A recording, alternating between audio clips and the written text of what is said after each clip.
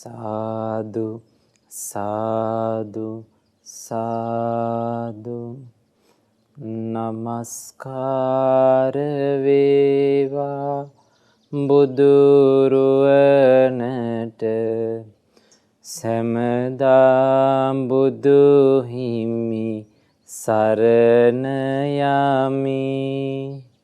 නමස්කාර වේවා දම්රුවනට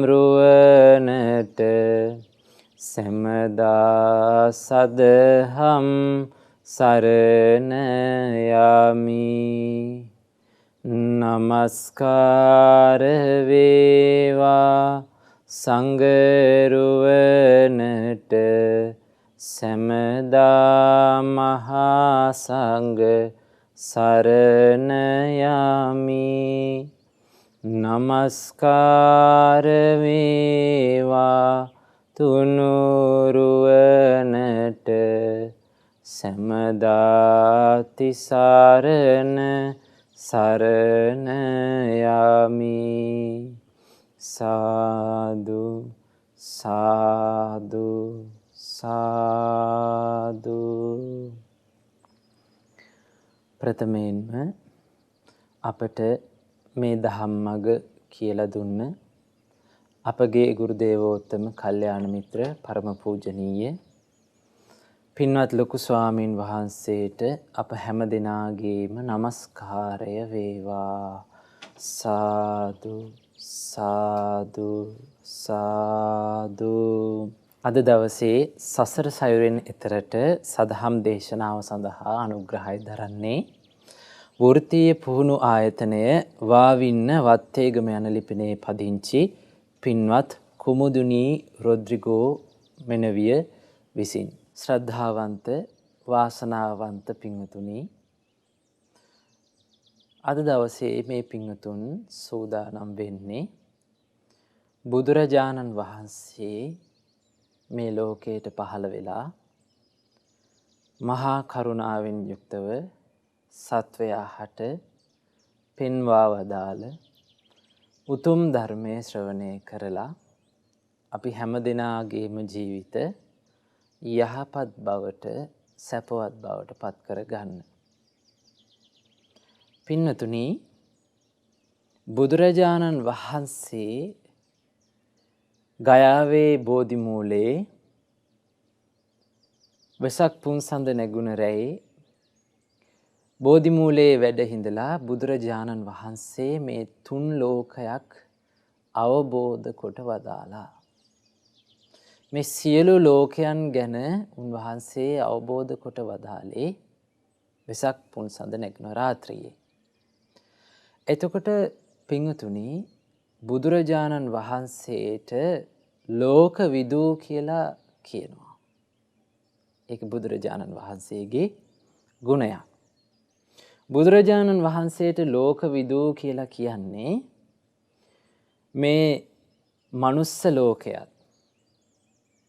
දිව්‍ය ලෝකයත්, බ්‍රහ්ම ලෝකයත්, ඒ වගේම සතර අපායත්, ඒ වගේම ස්කන්ධ ලෝක, ධාතු ලෝක, ආයතන ලෝක කියන මේ සියලු ලෝකයන් අවබෝධ කොට වදාලා.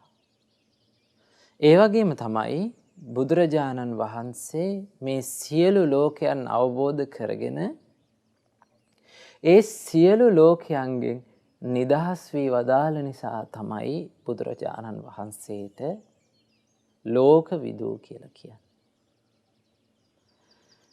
බුදුරජාණන් වහන්සේගේ දේශනාව තුළ සඳහන් වෙනවා සබ්බ ලෝකං අභිඤ්ඤාය සබ්බ ලෝකේ යථා තතං. මේ සියලු ලෝකේම ස්වභාවය බුදුරජාණන් වහන්සේ විශේෂ ඥාණයෙන් තමන් වහන්සේගේම නුවණින් අවබෝධ කොට වදාළා. සබ්බ ලෝකං අභිඤ්ඤාය සබ්බ ලෝකේ යථා තතං. මේ සියලු ලෝකයන්ගේ යථා ස්වභාවය, සැබෑ ස්වභාවය බුදුරජාණන් වහන්සේ මේ ලෝක සත්වයාට පෙන්වා වදාලා උන්වහන්සේ අවබෝධ කරගෙන. සබ්බ ලෝක විසංයුත්තෝ. මේ සියලු ලෝකයන්ගෙන් බුදුරජාණන් වහන්සේ නිදහස් වී වදාලා. බුදුරජාණන් වහන්සේ දේශනා කරනවා තස්මා තථාගතෝති උච්චති. පින්වත් මහණෙනි, ඒ නිසා තථාගතයන් බුදුරජාණන් වහන්සේට තථාගත කියලා කියනවා. ඇයි මේ තථාගත කියලා කියන්නේ? මේ සියලු ලෝක අවබෝධ කරගෙන ඒ සියලු ලෝකයන්ගෙන් නිදහස් වී වදාළ නිසා තථාගත කියලා කියනවා. එතකොට ඒ තථාගත අරහත් සම්මා සම්බුදුරජාණන් වහන්සේ නමකගේ ධර්මය අහන්න අපි හරීම වාසනාවන්ත වුණා. මේ කාලේ මිනිස් ලෝකේ ඉපදිච්ච මිනිස්සුන්ට ධර්මය අහන්න ලැබෙන්නේ බොහෝම කලාතුරකින්. මේ ලෝකේ ඕන තරම් රටවල් තියෙනවා. අපේ රටට වඩා දියුණු රටවල් ලෝකේ ඕන තරම් තියෙනවා. නමුත් පින්වතුනි, මේ ලෝකේ දියුණුයි කියලා සම්මත රටවල් වල එක දෙයක් නැහැ. මොකද්ද? තථාගතයන් වහන්සේගේ බුදුරජාණන් වහන්සේගේ දහම ඒ රටවල් වලට ඇහෙන්නේ නැහැ. ධර්මයේ කියලා දෙන්න ඉන්න පිරිස බොහෝම අඩුයි.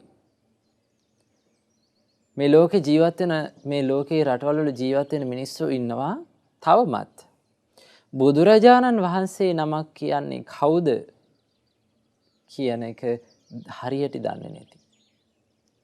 ඒ වගේම තමයි බුදුරජාණන් වහන්සේ බුද්ධ කියන නම ඇහිච්ච නැති මිනිස්සු මේ ලෝකේ ඕන තරම් ඉන්නවා.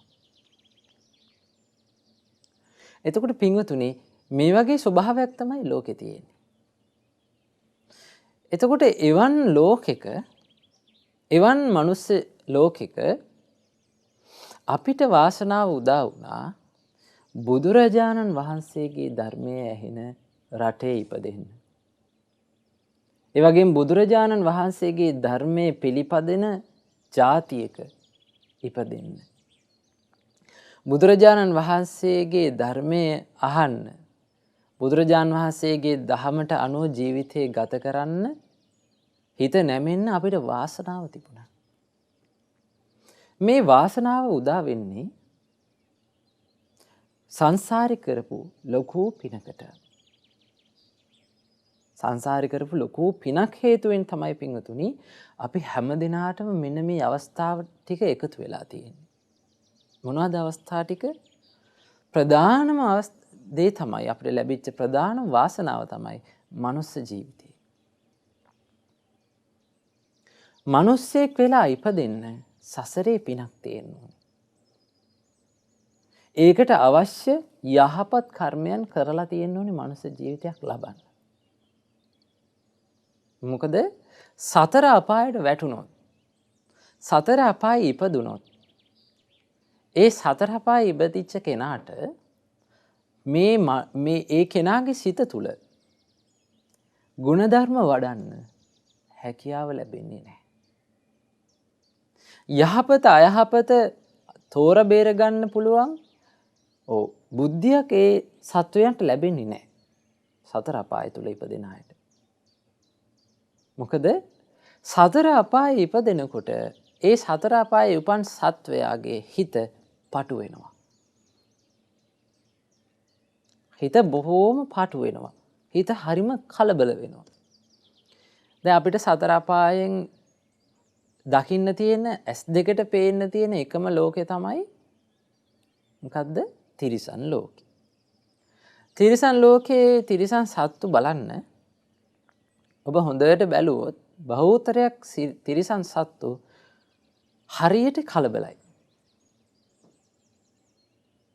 ඔබ වටේ ඉන්න තිරිසන් සත්තු දිහා බලන්න පුංචි සද්දෙටත් ඔවුන් බය වෙනවා.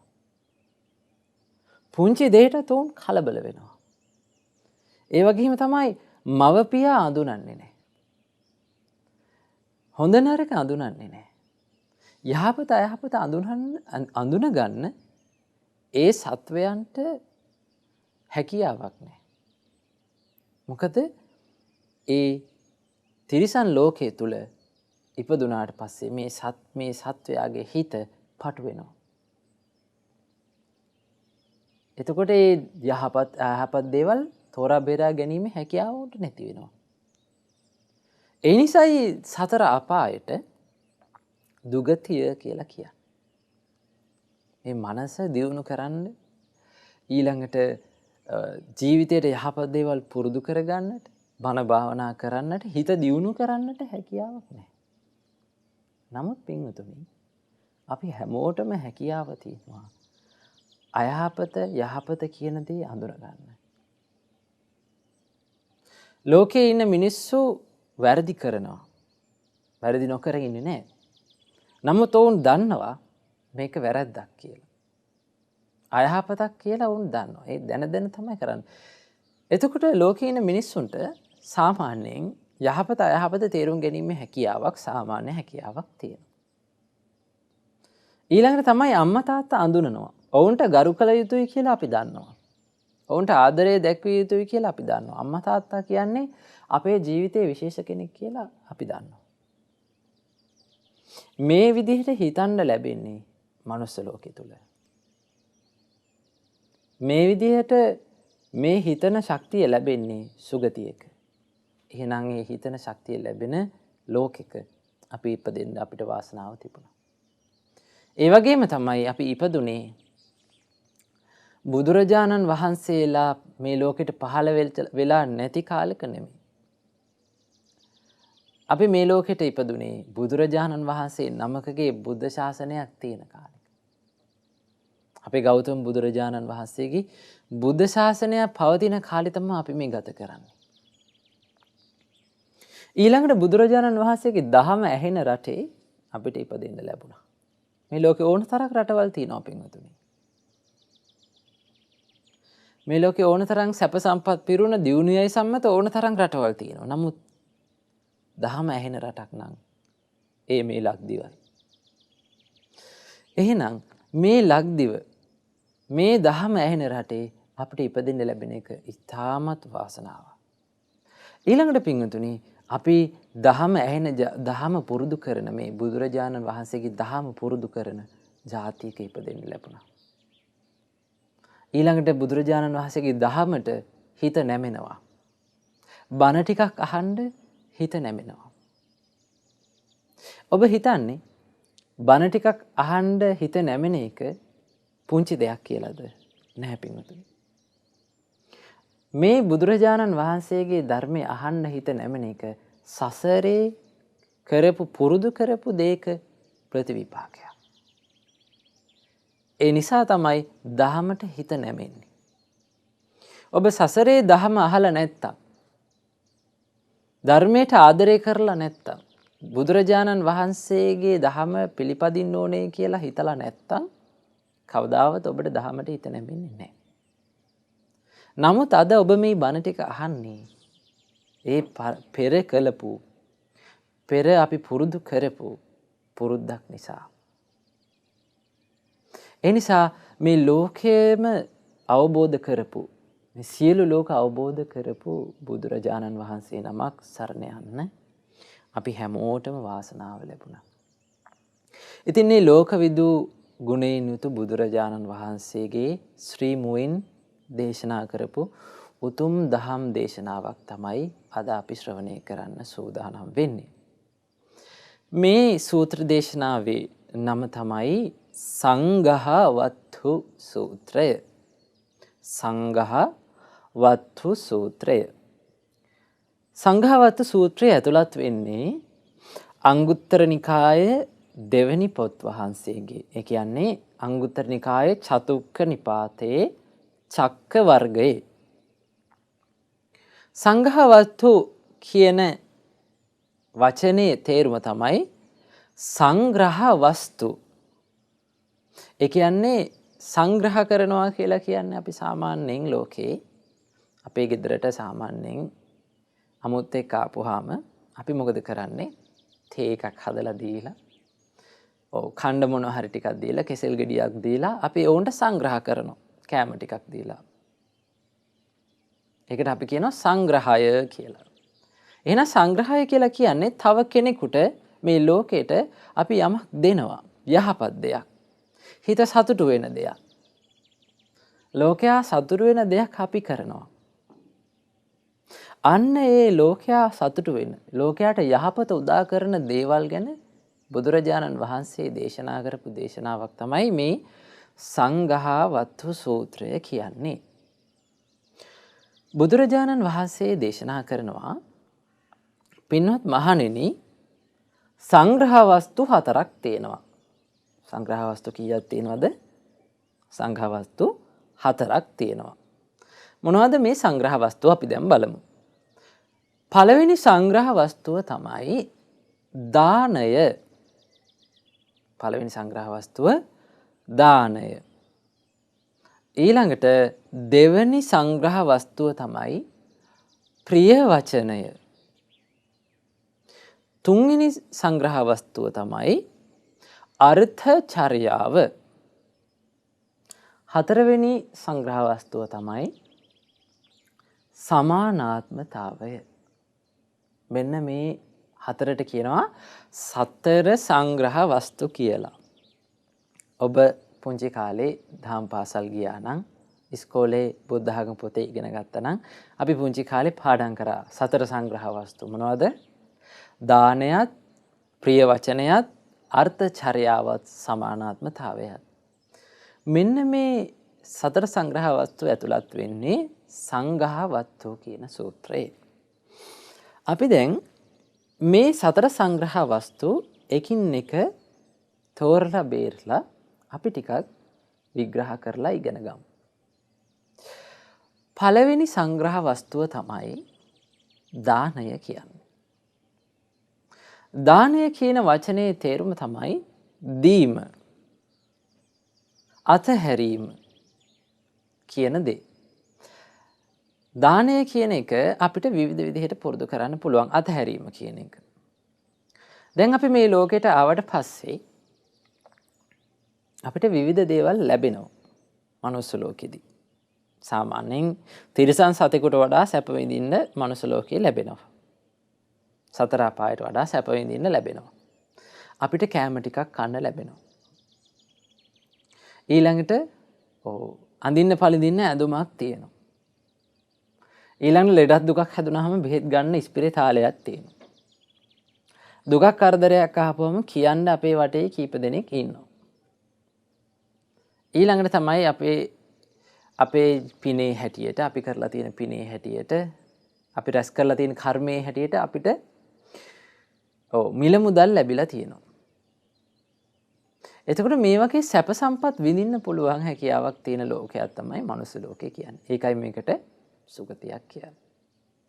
එතකොට මේ ලෝකෙට ආවට පස්සේ අපේ වටේට තියෙනවා අපේ සැපේ පිණිස පවතින දේවල්. කෑම බීම, ඇඳුම් පැළඳුම්, යාන වාහන, මේ දේවල් තමයි අපේ සැපේ පිණිස පවතින්නේ. එතකොට පින්වතුනි, බුදුරජාණන් වහන්සේ දේශනා කරනවා මේ සැපේ පිණිස පවතින දේවල් යම් කිසි කෙනෙක් අතහරිනවා නම්, තව කෙනෙකුගේ සැපේ පිණිස, තමන්ට සැප විඳින්න තියෙන දේවල් අතහැරලා සතුටු වෙනවා නම්, අන්න ඒකට කියනවා දානය කියලා. බුදුරජාණන් වහන්සේ දේශනා කරනවා මෙන්න මෙහෙම. ආදි තස්මින් අගාරස්මින් යං නීහරති භාජනං. ඒ කියන්නේ බුදුරජාණන් වහන්සේ දේශනා කරනවා, හිතන්න ගෙයක් ගිනි ගන්නවා. ආදි තස්මින් අගාරස්මි. මේ ගෙයක් ගිනි ගන්නවා. යං නීහරති භාජනං. දැන් අපේ ගෙදර ගිනි ගන්නකොට, අපේ ගෙදර ගිනි ගන්නවා නම් අපි මොකද කරන්නේ? ඉස්සෙල්ලාම ගෙදර ඇතුළට පැනලා, කොහෙන් හරි ජනේලකින් හරි දොරකින් හරි ගෙදර ඇතුළට පැනලා මොකද කරන්නේ? ගේ ඇතුළේ තියෙන වටිනා කියන බඩු ටිකක් එළියට දානවා. සල්ලි මිල මුදල් ටික එළියට දානවා.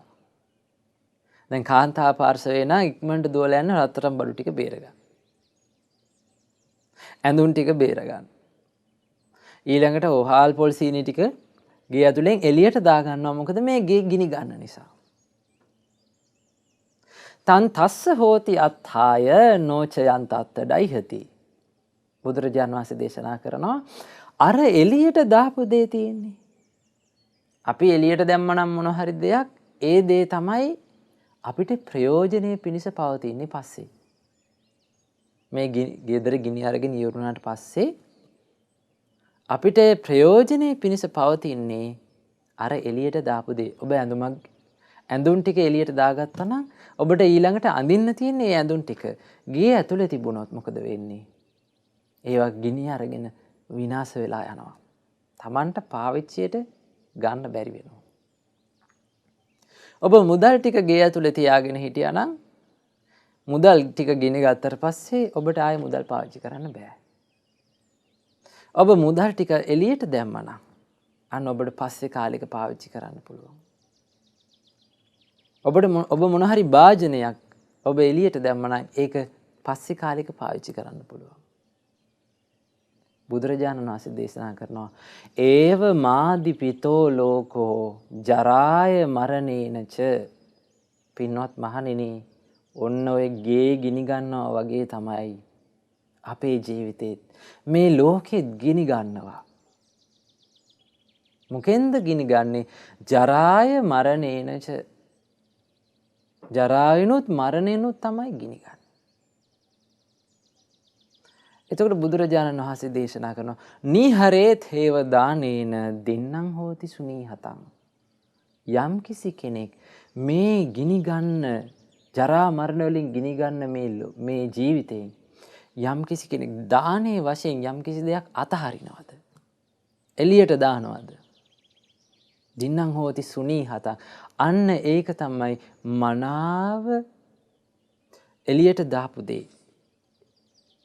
ඒක යහපත් විදිහට අපිට ඒක පස්සේ කාලෙක පාවිච්චි කරන්න පුළුවන් විදිහට අපි එළියට දැම්මා කියලා තමයි බුදුරජාණන් වහන්සේ අපිට පෙන්නලා දෙන්නේ.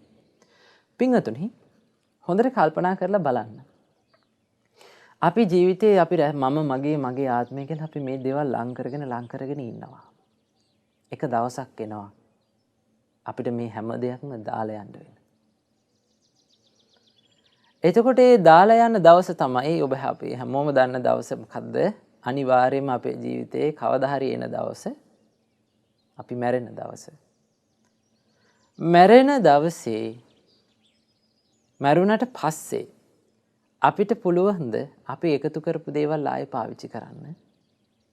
බෑ. අපිට පුළුවන්ද අපේ මුදල් ටික පාවිච්චි කරන්න? මැරුණාට පස්සේ බෑ. අපිට පුළුවන්ද අපේ වාහනේ පාවිච්චි කරන්න? බෑ. අපිට පුළුවන්ද අපි අඳපු ඇඳුම් ටික පාවිච්චි කරන්න? බෑ.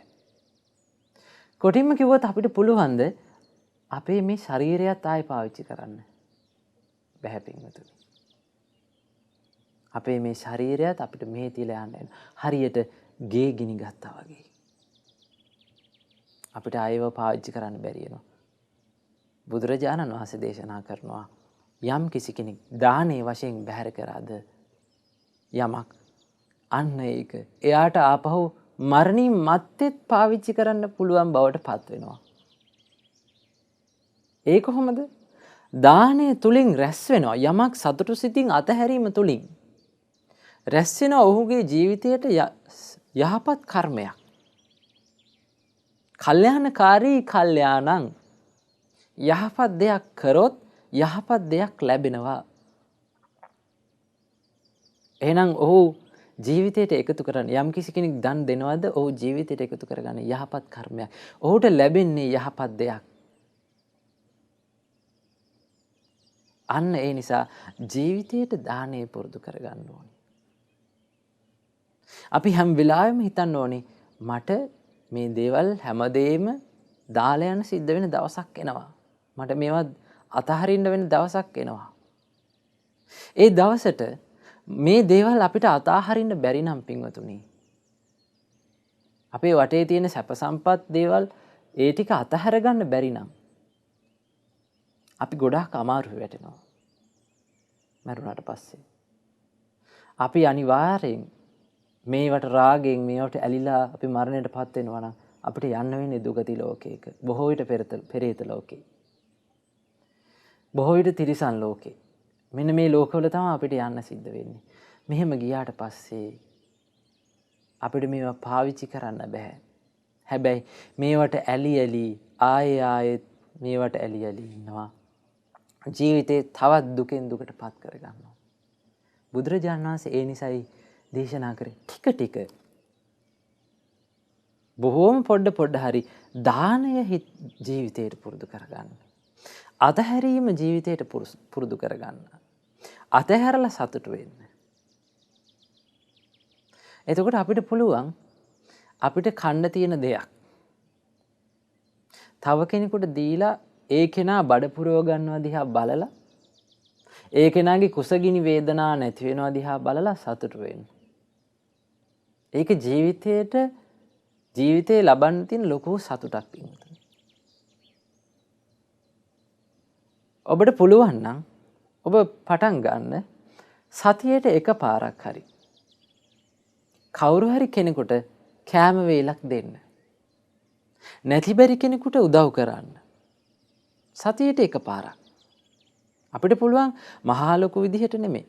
අපිට පුළුවන් අපි කන බත් එකකින් තවත් අපි උයන බත් එකකින් තවත් බත් මුලක් බැඳලා තව කෙනෙකුට දෙන්න. හැමදාම නෙමෙයි සතියේට එකපාරක්. අපිට පුළුවන් අපිට හැකියාව ලැබෙන වෙලාවට මහා සංඝරත්නයට දානයක් දෙන්න. බුදුරජාණන් වහන්සේට බුද්ධ පූජාව පූජා කරන්න. මේ හැම දෙයක්ම දානයක්. එතකොට බුදුරජාණන් වහන්සේ දේශනා කරා දානය දෙනකොට තමන්ගේ හිත පැහැදෙන තැනට හිත පැහැදුන වෙලාවේ දන් දෙන්න ඕනේ. ඔබේ හිත පැහැදුනේ තිරිසන් සතෙකුට දාන දෙන්න නම් ඒ වෙලාවට දාන දෙන්න තිරිසන් සතෙකුට. කෑම දෙන්න. කෑමක් තිරිසන් සතෙකුට දෙන්න පුළුවන්. ඊළඟට ඔබේ හිත පැහැදුන වෙලාවේ සංඝයාට දන් දෙන්න. ඔබට පුළුවන් සංඝයාට දන් දෙන්න. හිත පැහැදුන වෙලාවේ නැති බැරි කෙනෙකුට උදව්වක් කරන්න පුළුවන් නම් ඒක කරන්න. එතකොට හිත පැහැදිච්ච වෙලාවට දන් දෙන්න හිතෙන වෙලාවට දානේ පුරුදු කරගන්න හිතා සතුටු වෙන්න පුළුවන්. ඔබ රැට ඇඳට යන වෙලාවට ඇස් දෙක පියාගෙන කල්පනා කරන්න තමන් ජීවිතේ කරලා තියෙන යහපත් දේවල්. ඔබ මේ දානේ පුරුදු කරොත් ඔබට හිතලා සතුටු වෙන්න පුළුවන්. මම මේ ලෝකේ ජීවත් වෙන තවත් කෙනෙක්ගේ සතුට වෙනුවෙන් සුළු දෙයක් හරි කරලා තියෙනවා කියලා සතුට වෙන්න පුළුවන්. ඒ නිසා පින්වතුනි දානය කියලා කියන්නේ සංග්‍රහ වස්තුවක්. ඒක තමයි ඊටමත් වැදගත් මේ ලෝකයට ඊටමත් අවශ්‍ය දෙයක් තමයි දානය කියන එක.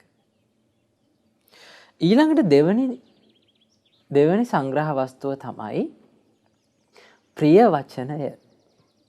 මෙන්න මේක බොහෝම වැදගත් බොහෝම සුන්දර කාරණයක්. මොකද්ද ප්‍රිය වචනය කියන එක? මේ ලෝකේ ඉන්න හැම සත්වයම හැම සතෙක්ම ප්‍රිය වචනයට කැමති. මේ ලෝකේ ඉන්න හැම සත්වයක්ම කනට මිහිරි ශබ්ද අහන්න කැමති. ඒක මේ ලෝකයේ තියෙන ස්වභාවයක්. මොකද්ද මේ ලෝකේ ඉන්න සත්වයාගේ ස්වභාවය තමයි සැප කැමති. දුක අකමැති. සතුටින් ඉන්න කැමති. දුකෙන් ඉන්න අකමැති. දැන් මේ අපි හැම දෙයක්ම කරන්නේ. ඔබ රැකියාවට යන්නේ. ඊළඟ ඔබ මහන්සිලා මේ වැඩ කරන්නේ සැප විඳින බලාපොරොත්තු වෙයි. ඊළඟට ඔබ දරුවන්ට උගන්වන්නේ ඔවුන්ට සැප විඳින්න පරිසරයක් හදා දෙන බලාපොරොත්තු වෙයි. ඔබ මහන්සිලා සල්ලි හම්බ කරන්නේ ඔබට සහ ඔබ වටේ ඉන්න අනිත් අයට සැප විඳින්න තියෙන කැමැත්ත නිසා. එහෙනම් පින්වතුනි අපි හැමෝම සැපට කැමති. එහෙනම් ඒ සැපට කැමති වගේම තමයි අපි හැමෝම කැමති කවුරු හරි කෙනෙක් අපිට ප්‍රිය වචනේ කතා කරනවා නම් අපේ හිත රිද්දන්නේ නැත්තම් ඊළඟට අපේ හිතට අමිහිරි අමනාප වචන කතා කරන්නේ නැත්තම් අපි හැමෝම කැමතියි. එහෙනම් ප්‍රිය වචනය කියන එක අපේ ජීවිතේට පුරුදු කරගන්න ඕන දෙයක්. දැන් පළවෙනි කාරණේ අපිට පුරුදු කරගන්න පුළුවන් දානය. මෙන්න මේ දෙවෙනි කාරණයත් අපේ ජීවිතේ අපි පුරුදු කරගන්න ඕන. මොකද්ද? ප්‍රිය වචනය කියන එක. හැමෝටම hina වෙලා යහපත් විදිහට හිත රිදෙන්නේ නැති වචන වලින් කතා කරන්න පුළුවන්. පින්වතුනි මේ වචනකින් පුළුවන් කෙනෙක්ගේ ජීවිතේ යම්කිසි දුකක් තියෙනවා නම් කෙනෙකුගේ හිතේ යම්කිසි පසුතැවීමක් තියෙනවා නම් වචනයකට පුළුවන් ඒ පසුතැවීම දුක නැති කරලා දාන්න. වචනයකට පුළුවන් කෙනෙකුට යහපත් දවසක් ගත කරන්න ආරම්භයක් ලැබලා දෙන්න. කෙනෙකුට පුළුවන් වචනයකට පුළුවන් කෙනෙකුගේ ජීවිතය වෙනස් කරන්න යහපත් පැත්තට. ඒ වගේම තමයි වචනයකට පුළුවන් කෙනෙකුගේ ජීවිතේ නැති කරලා දාන්න. කෙනෙකු මේ මනුස්ස ජීවිතයෙන් තොර කරලා දාන්න, මරලා දාන්න වචනයකට පුළුවන්. ඊතරම් බලවත් දෙයක් තමයි වචනය කියන්නේ. එතකොට වචනය පාවිච්චි කරනකොට අපි බොහෝම පරිස්සම් වෙන්න ඕනේ. වචනය කියන එක හරියට බොහෝම තියුණු මොහත තියෙන පිහියක් වගේ. මේ පිහිය අපි පාවිච්චි කරන විදිහ අනුව තමයි ඒ පිහියේ යහපත අයහපත තීරණය වෙන්නේ. පිහියකින් පුළුවන් අපිට කෙනෙක්ව මරන්න. ඒ වගේම තමයි පිහියකින් පුළුවන් අපිට අවශ්‍ය දෙයක් අපිට වමනා දෙයක් කරගන්න. එළවලු ටිකක් කපා ගන්න, කොළයක් කපා ගන්න. මේ වගේ දෙයක් කරන්න පිහියකින් පුළුවන්. ඒ පිහියම පුළුවන් කෙනෙකුගේ ජීවිතේ නැති කරන්න. ඒ වගේම තමයි වචනය. බුදුරජාණන් වහන්සේ දේශනා කරනවා ප්‍රිය වචනය කියන එක පුරුදු කරගන්න. මේ ලෝකේ ප්‍රිය වචනේ පුරුදු කරපු අය අතර ශ්‍රේෂ්ඨම කෙනා තමයි අපේ බුදුරජාණන් වහන්සේ.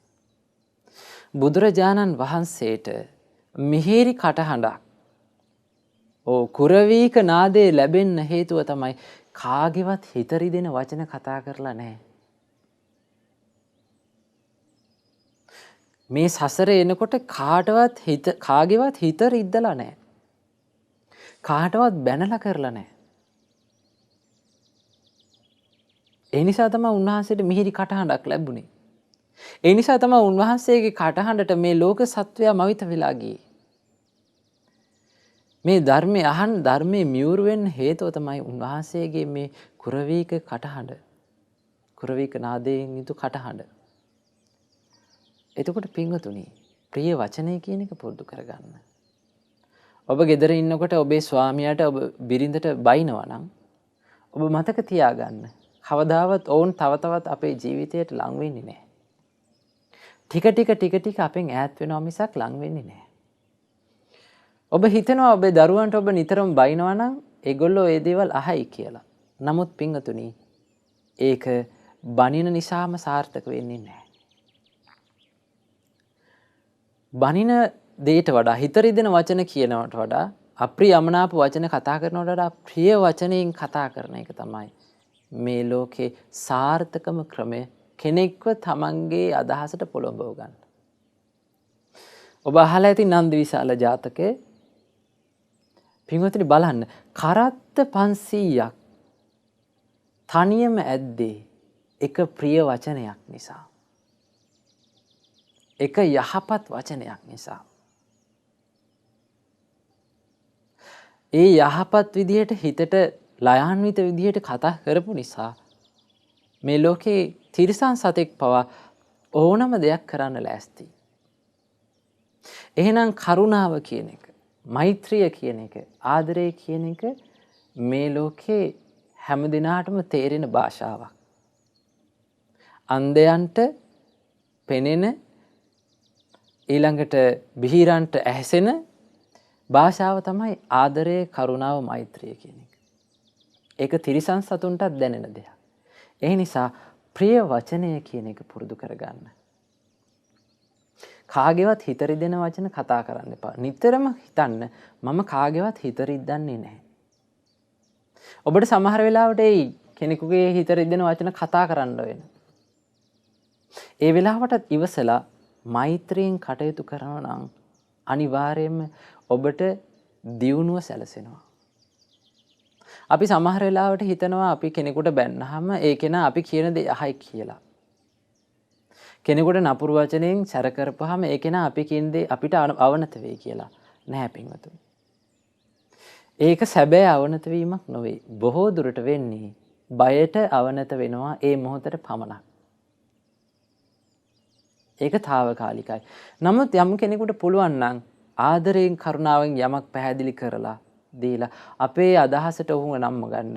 ඔහු හැමදාම අපි කියන විදිහට කටයුතු කරනවා. ඒ නිසා ප්‍රිය වචනය කියන එක මේ ලෝකේ සංග්‍රහ වස්තුවක්. මේ ලෝකයට අපිට දෙන්න පුළුවන් උතුම්ම දෙයක් තමයි ප්‍රිය වචනය කියන එක. ඊළඟට තමයි ඔය දෙවෙනි සංග්‍රහ වස්තුව. තුන්වෙනි සංග්‍රහ වස්තුව තමයි අර්ථ චර්යාව. අර්ථ චර්යාව කියලා කියන්නේ මොකද්ද? අර්ථ චර්යාව කියන්නේ අනිත් අයගේ යහපත උදෙසා සැපය උදෙසා සේවය කිරීම. මෙන්න මේක අපේ ජීවිතයට පුරුදු කරගන්න පුළුවන් ඉතාමත් වැදගත් ඉතාමත් සුන්දර ගුණධර්මයක්. මොකද්ද? අර්ථ චර්යාව කියන එක. අපි බොහෝ විට අනිත් අයගේ ජීවිතය අනිත් අයගේ සැපේ උදෙසා කටයුතු කරනවා අඩුයි.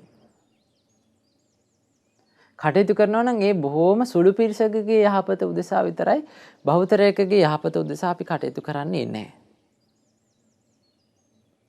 දැන් ඔබට යම්කිසි මොහොතක සිදු වුණොත් ඔබගේ නිවස ඉදිරියේ තියෙන පාර අතු ගන්න කියලා කවුරු රජයෙන් කියනවා. නිවස ඉදිරියේ තියෙන පාර කොටස පිරිසිදුව තියාගන්න ඔබට අයිති වෙනවා. ඔබ ඒක සතුටින්ද කරන්නේ? බොහෝ දුරට නෑ. කලබලකාරී ජීවිතෙත් එක්ක මේ කලබලකාරී ජීවිතයේ ගෙවනකොට ඔබ හිතනවා ඒක මට කරගන්න බෑ, මං මේකට කැමති නෑ. මොකද්ද? තව කෙනෙකුගේ යහපත උදෙසා කටයුතු සේවය කිරීම. සමාජයේ මේ ලෝකයාගේ යහපත, සමාජයේ යහපත උදෙසා යමක් කරන්න ඕනේ කියලා අපිට හිත නැමෙන්නේ. අපි නිතරම කල්පනා කරන්නේ මගේ යහපත උදෙසා, මගේ සැපේ උදෙසා මං කොහොමද කටයුතු කරන්නේ?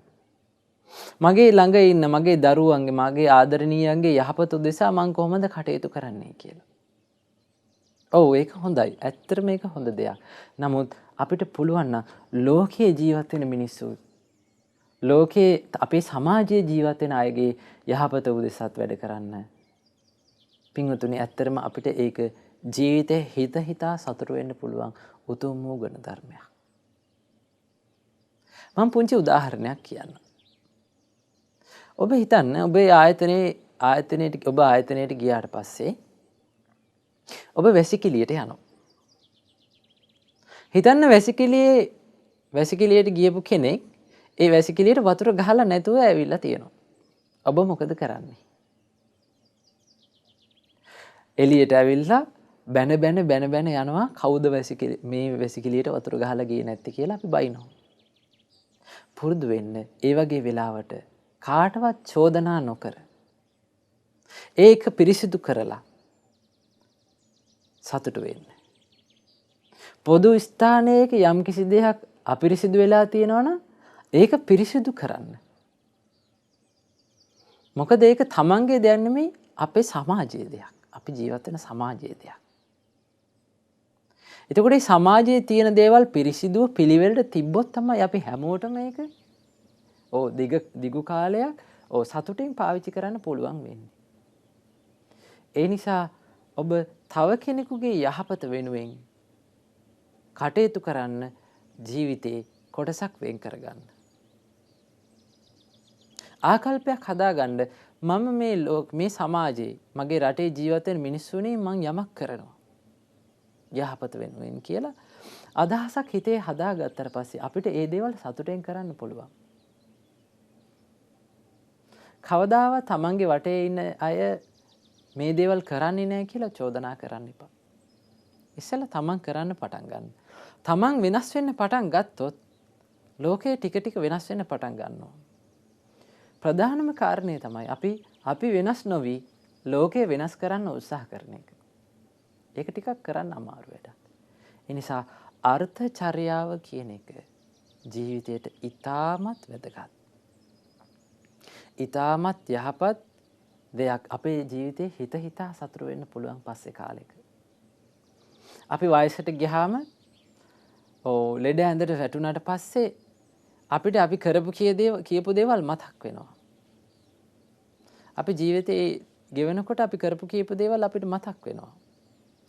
එහෙම මතක් වෙනකොට අපිට මතක් කරන්න තියෙන්නේ යහපත් දේවල් නම්, හොඳ දේවල් නම්, අපි කරලා තියෙන්නේ අපේ ජීවිතේට පසුතැවීම නැති වෙන දේවල් නම් අපිට ජීවිතේ හිතලා සතුටු වෙන්න පුළුවන්.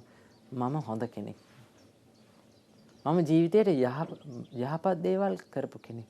මම ලෝකයාගේ සැපය වෙනුවෙන් මගේ ජීවිතේ කොටසක් හරි කැප කරා කියලා සතුටු වෙන්න පුළුවන් පින්වතුනි.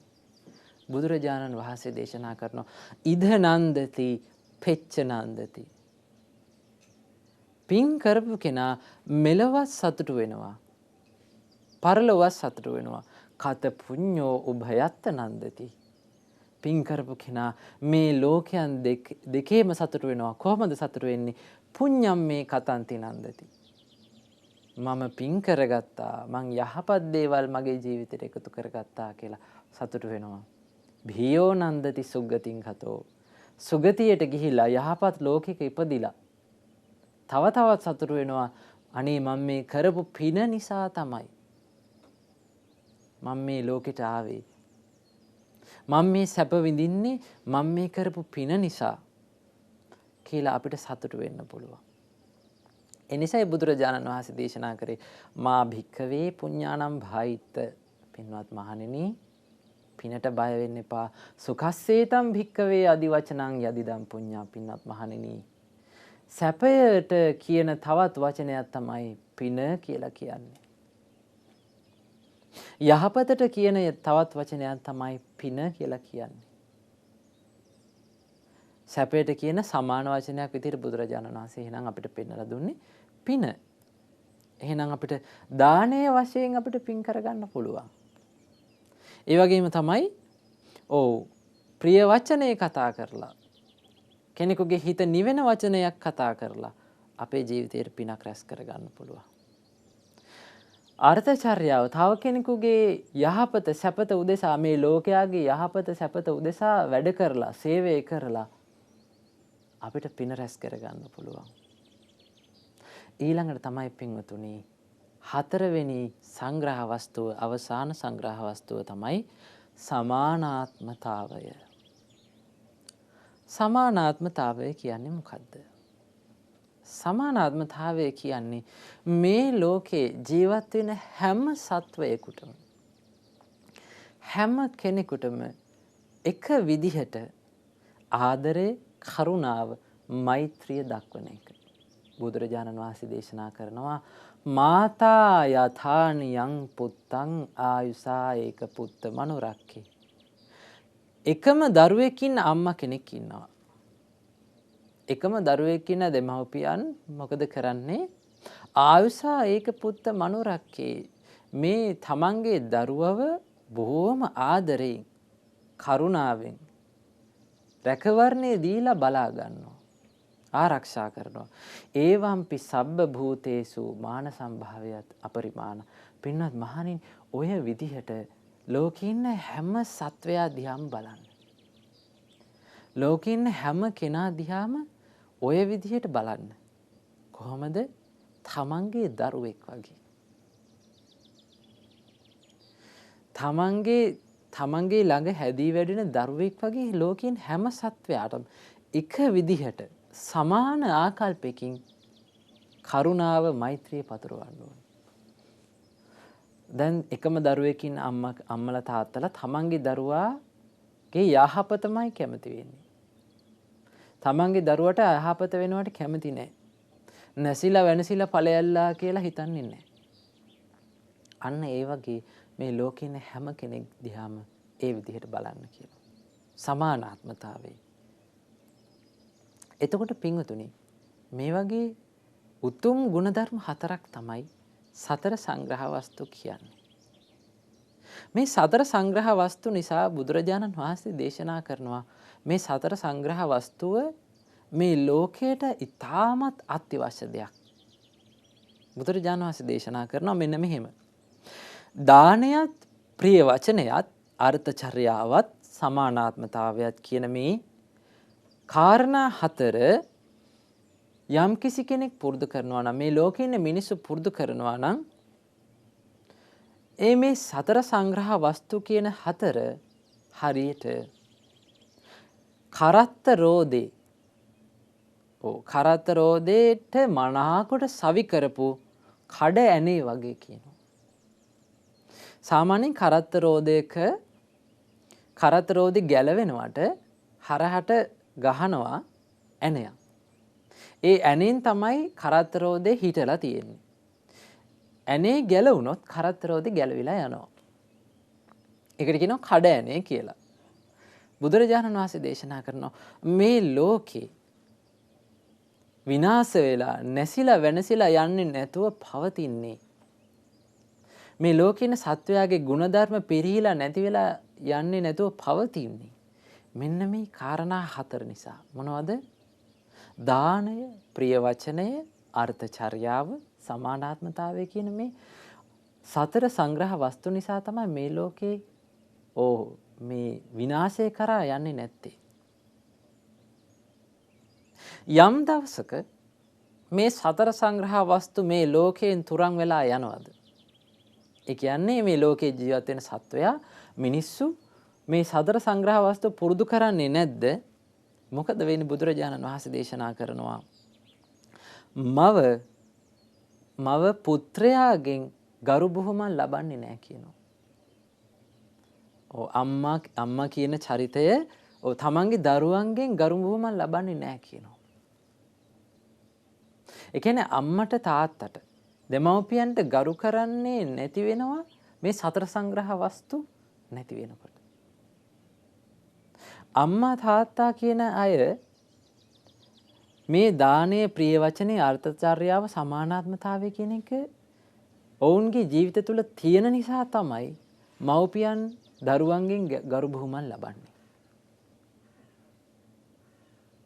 ඊළඟට ලෝකේ යම් කිසි කෙනෙක් ගරු බුහුමන් ලබනවා නම් ආදරේ කරුණාවට පාත්‍ර වෙනවා නම් ඒ කෙනා තුළ මෙන්න මේ කාරණා තියෙන්න ඕනේ. මොනවද? දානය, ප්‍රිය වචනය, අර්ථචර්යාව, සමානාත්මතාවය කියන එක. ඊළඟට බුදුරජාණන් වහන්සේ දේශනා කරනවා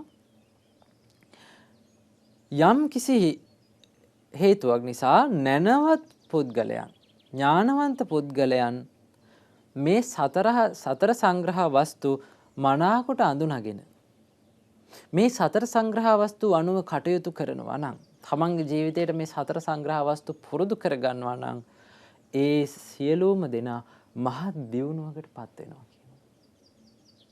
මෙලෝ වශයෙන්, ධන දාන්‍ය වශයෙන්, ආධ්‍යාත්මික වශයෙන් මනා දියුණුවකට පත් වෙනවා කියන මේ හතර පුරුදු කරගන්නවා. එහෙනම් දියුණු වීමේ රහසක් මෙන්න මේ සූත්‍ර දේශනාව තුළ තියෙනවා. ඔබට අවශ්‍ය නම් දියුණු වෙන්න. ඔබට අවශ්‍ය නම් ප්‍රසිද්ධ පුද්ගලයෙක් බවට පත් වෙන්න. කීර්තිය සහිත පුද්ගලයෙක් බවට පත් වෙන්න. ඊළඟට ඔබ කැමති නම් අනිත් අයගේ ආදරේ කරුණාව ලබන්න මෙන්න මේ කාරණා හතර පුරුදු කරගන්න. මොකද්ද? පුළුවන් වෙලාවට දන් දෙන්න. ඊළඟට අනිත් අයට උදව් කරන්න. ඊළඟට අනිත් අයගේ හිත රිදෙන වචන කතා කරන්න එපා. කාගේවත් ඇද හොයන්න එපා.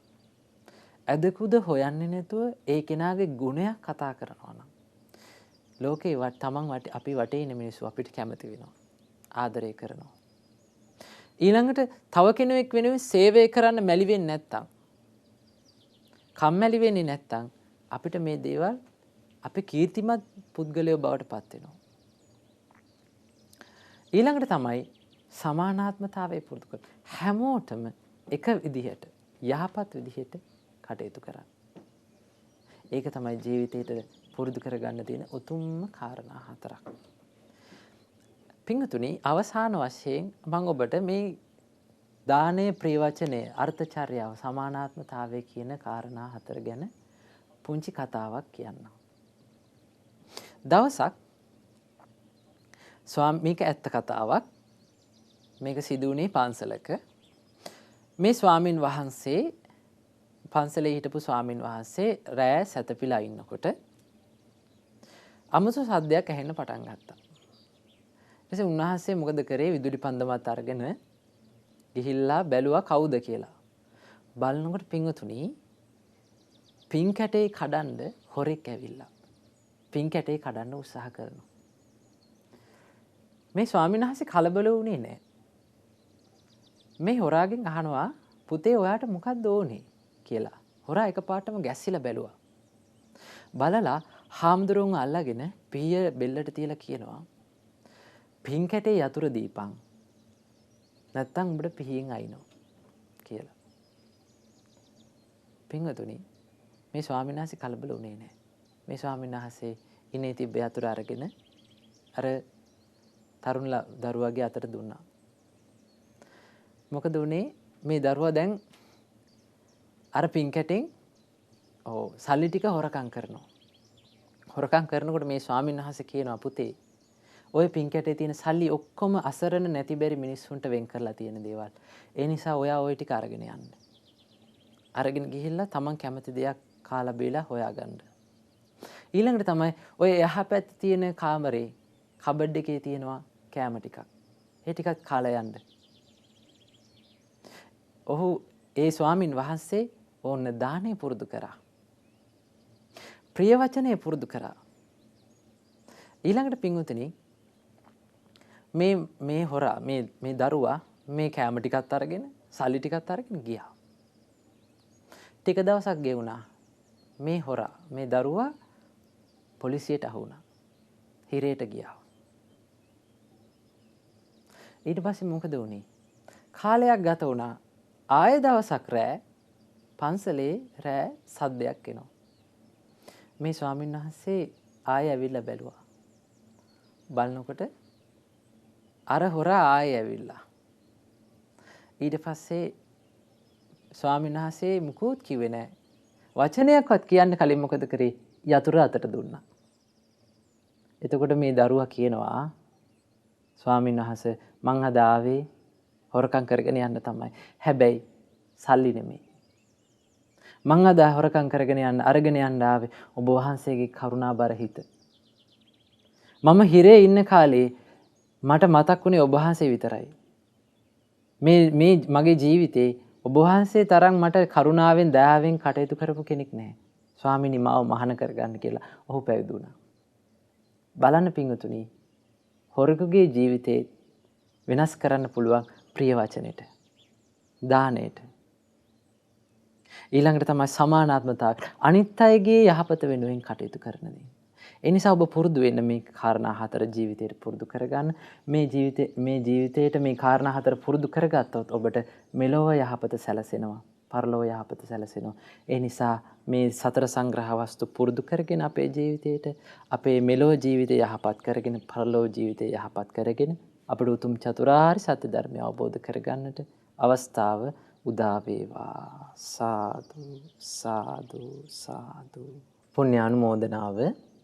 අද දවසේ සසර සයුරින් එතරට සදහම් දේශනාව සඳහා අනුග්‍රහය දරන්නේ වෘත්තීය පුහුණු ආයතනයේ වාවින්න වත්තේගම යන ලිපිනේ පදිංචි පින්වත් කුමුදුනී රොඩ්රිගෝ මහත්මිය මෙනවිය විසින්. රැස් කරගන්නට යෙදුණු සියලුම පුණ්‍ය ධර්මයන් අපි පළමුවෙන් අනුමෝදන් කරමු. සියලු දෙවියන්ට සියලු දෙවියෝ මේ පින් සතුටින් අනුමෝදන් වෙත්වා. දෙවියන්ගේ දිව්‍ය සිසිරු වඩා වර්ධනය වේවා.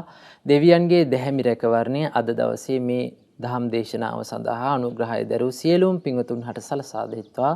දෙවියන්ටත් උතුම් චතුරාර්ය සත්‍ය ධර්මය අවබෝධ කර ගැනීම පිණිසම මේ පින් උපකාර වේවා. සාදු සාදු සාදු.